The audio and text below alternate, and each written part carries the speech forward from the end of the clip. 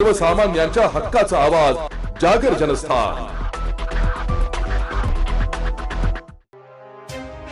नाशिक ते गुजरात राज्याला जोडणाऱ्या पेठ महामार्गावर बांधकाम विभागाचा धक्कादायक प्रकार पुन्हा एकदा उघड झाला असून सध्या या रस्त्याचे काँक्रिटीकरणाचे काम सुरू असून मात्र हे काम सुरू असताना संबंधित ठेकेदाराने त्याकडे जबाबदारीने लक्ष देऊन काम केले पाहिजे।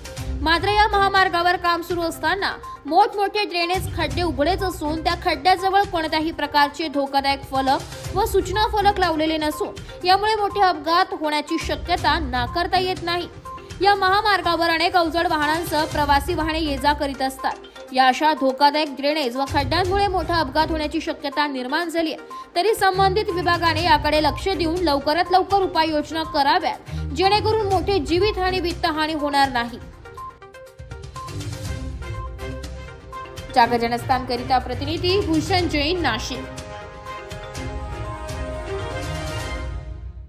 आत्मा मालिक हॉस्पिटल तर्फे दिनांक 1 डिसेंबर 2024 पासून आरोग्य तपासणी शिबिर सुरू करण्यात आले। या शिबिरात रुग्णांसाठी अनेक प्रकारच्या तपासण्या आणि उपचार हे सवलतीच्या दरात उपलब्ध आहे। शिबिर 21 जून 2025 जागतिक योग दिनापर्यंत चालणार असून 35,000 रुग्णांपर्यंत शिबिर पोहोचवण्याचे उद्दिष्ट आहे। हॉस्पिटलमध्ये अनेक सुविधा उपलब्ध आहे।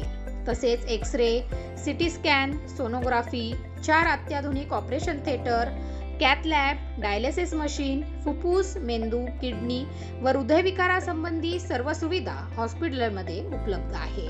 100 खाटांचे मल्टी स्पेशालिटी हॉस्पिटल। या सर्व गोष्टींचा नागरिकांनी या संधीचा लाभ घ्यावा असे आवाहन